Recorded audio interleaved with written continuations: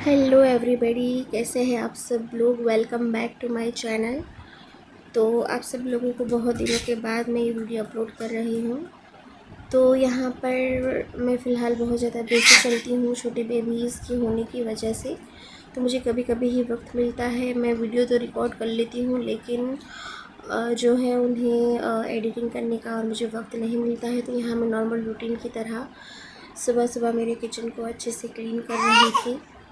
आप देख सकते हो कि बैकग्राउंड में मोहम्मद आरिफ की आवाज़ें आ रही हैं। तो पूरा दिन उसकी केयर करने में, उसे खिलाने में ही निकल जाता है और मैं वो सारी चीज़ें भी कैप्चर नहीं कर पाती हूँ, क्योंकि आरव जो है वो इधर उधर भागता रहता है पूरा दिन।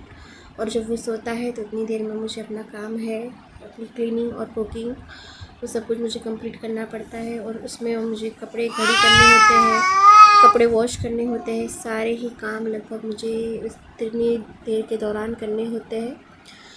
तो यहाँ पर मैं सिंपल सी मूंग दाल बना रही थी। तो यहाँ पर मैंने ऑयल को गर्म करके उसके अंदर जीरा और कुछ खड़े गरम मसाले और कटी हुई अनियन डालकर उसे पिंक होने तक भून लिया। उसके बाद उसमें थोड़ा सा जिंजर गार्लिक पेस्ट और रेड चिली पाउडर, हल्दी पाउडर, सॉल्ट और टमाटर डालकर उसे थोड़ा अच्छे से भून लिया। और जब टमाटर थोड़े गलने लग गए, उसके बाद मैंने 15-20 मिनट पहले धोकर भिगोई हुई मूंग दाल को मैंने कुकर के अंदर डाल दिया। और उसके बाद मैंने उसके अंदर थोड़ा मीडियम पानी डालकर उसके अंदर 1 चुटकी गरम मसाला पाउडर डालकर उसे अच्छे से चलाकर मैंने कुकर के अंदर बंद कर दिया। और कुकर को मैंने 2 सीटी बजाकर 5 मिनट के लिए स्लो रख दिया था। और मूंग की दाल बहुत ही अच्छी पतली सी बन के तैयार हो गई थी। तो यहाँ पर मूंग की दाल को हम पुलाव के साथ खाने वाले हैं। कल मैंने जो चिकन पुलाव बनाया हुआ था तो वो बच गया था, तो वो मैंने वाइट पुलाव बनाया हुआ था। तो मैंने सोचा कि इसके साथ एक सिंपल सी मूंग की दाल है, वो खाएंगे तो बहुत ही अच्छी लगेगी। तो इसीलिए मैंने मूंग की दाल बना ली सिर्फ। और जो पुलाव था उसे अच्छी तरह से दम लगा लिया थोड़ा सा पानी डालकर। तो वो भी एकदम फ्रेश गर्म हो गया था। और उसके बाद हम लोगों ने लंच किया। तो ये जो कॉम्बिनेशन है वो बहुत ही अच्छा था, बहुत ही टेस्टी बना था, क्योंकि पुलाव में जो है हमने बहुत सारे गरम मसाले और फ्राई अनियंस और टमाटर, प्याज सब कुछ डाला हुआ था। तो उसका जो फ्लेवर है वो मूंग की दाल के साथ बहुत अच्छा लग रहा था। और यहाँ पर शाम का वक्त हो रहा था। तो मोहम्मद आरफ की जो है आप एक्टिविटी देख सकते हो, उसे मुझे कितना पकड़ना पड़ता है। उसे बेड पर तो 1 मिनट भी हम छोड़ नहीं सकते हैं, क्योंकि वो इधर से उधर भागता रहता है। और उसे एक नया शौक़ आया है कि वो जितनी भी चीज़ें बेड पर होती है, उसकी कपड़े से लेके खिलौने, वो सारी ही चीज़ों को वो नीचे फेंकने के लिए जाता है। तो उसे पकड़ना पड़ता है बार बार, और खेलते खेलते कितनी बार गिर जाता है।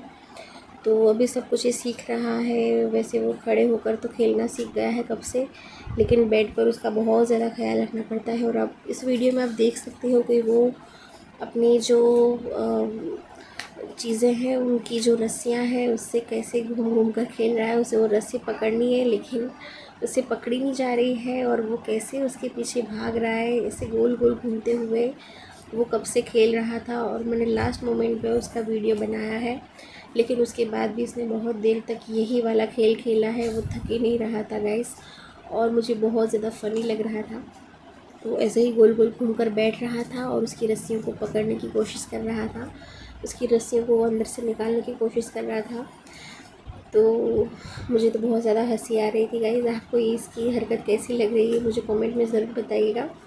और यहाँ पर जो है मैंने आरफ को पूरे दिन के दौरान में क्लोथ डायपर्स बनाती हूँ, जो मैंने मीशो से और फ्लिपकार्ट से ख़रीदे थे। तो ये बहुत ही ज़्यादा अच्छे रहते हैं और डायपर्स की भी बहुत ज़्यादा बचत हो जाती है। और दिन के दौरान जो है वो बच्चे को कंफर्टेबल रहता है। और रात में मैं डिस्पोज़ल डायपर पहनाती हूँ। तो यहाँ पर जो है आरफ को दिन में कम से कम 4-5 बार जो है वो क्लोथ डायपर चेंज करना पड़ता है।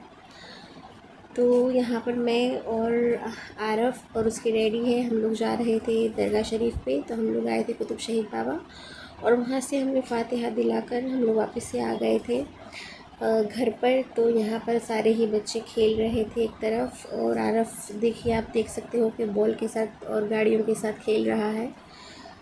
उसे ये चीज़ें बहुत ज़्यादा इंटरेस्टिंग लगती है। वो थोड़ी देर ही खिलौनों के साथ खेलता है, इसके अलावा वो बाकी सारी चीज़ों को लेने के लिए चला जाता है। और यहाँ पर जो है आरफ को सबसे ज़्यादा किचन के बर्तनों के साथ खेलना पसंद है। नॉर्मली सारे ही बच्चे ऐसे ही होते हैं। मेरे दोनों जो बच्चे हैं पहले, मारूफ और हानिया, वो भी बिल्कुल ऐसा ही करते थे। वो खिलौनों से कम और बर्तनों से ज़्यादा खेलते थे।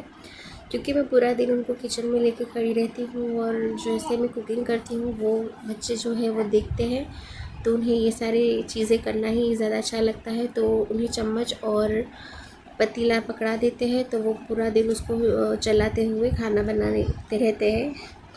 तो यहाँ पर आरफ को उसकी दादी खिला रहे थे और उसके बाद जो है मेरे बर्तन बहुत सारे हो गए थे, तो मैं यहाँ पर क्लीनिंग कर रही थी। रात का वक्त हो गया था, तो रात का खाना खाने के बाद हम लोगों ने जो है मुझे बर्तन साफ़ करने थे, तो आरफ को उसकी दादी खिला रहे थे। तो इतनी देर में मैंने फटाफट से बर्तनों को क्लीन कर लिया।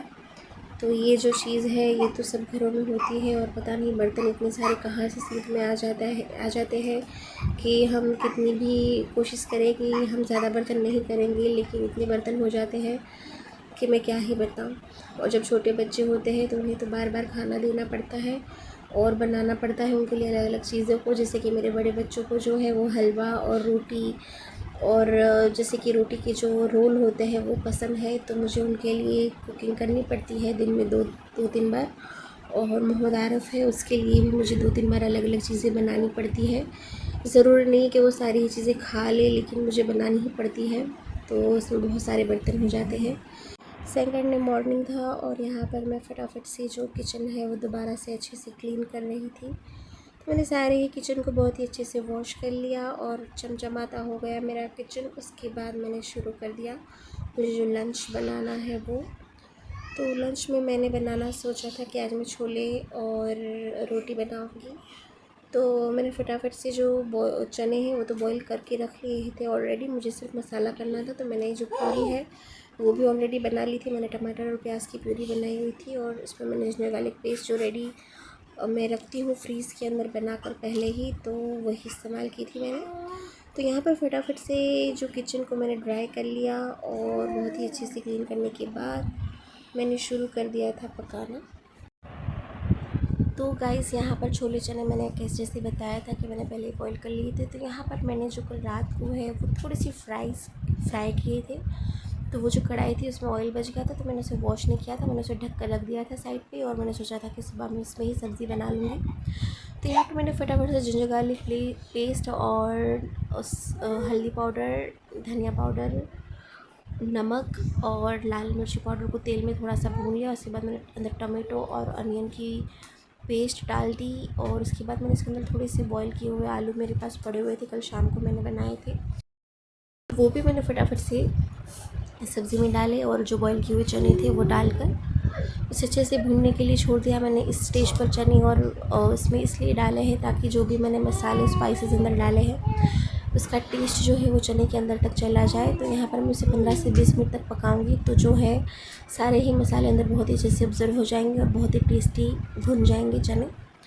तो उसके बाद मैं यहाँ पर आटा लगा रही थी, तो आटा लगाने के वक्त मैंने फटाफट से आटे को लगा के एक तरफ जो है मैंने आरफ का दलिया तो पहले ही बना लिया था सुबह में उठते, तो वो दलिया मैंने आरफ उठ गया था तो उसके लिए रेडी कर लिया और उसके बाद मैंने आटा वाटा लगाया। बच्चों के डैडी को कहीं बाहर जाना था तो वो बहुत जल्दी में थे, उनको आकर खा कर निकलना था। तो इसके अंदर मैंने थोड़े से आलू भी डाले थे क्योंकि मेरे बच्चों को पसंद है। और यहाँ पर हानिया जो है वो स्कूल से आ गई थी और वो मेरे साथ हमेशा ही इस जगह पर बैठती है और मैं जब कुकिंग करती हूँ तो मेरे साथ बातें करती है और मुझे हमेशा ज़िद करती रहती है कि मम्मा मुझे पकाने दो। तो जो है आज बहुत जल्दी थी तो मैंने हानिया से कोई भी ज़्यादा हेल्प नहीं ली। मैंने हानिया को बोला कि शाम को हम लोग मिलकर साथ में कुकिंग करेंगे।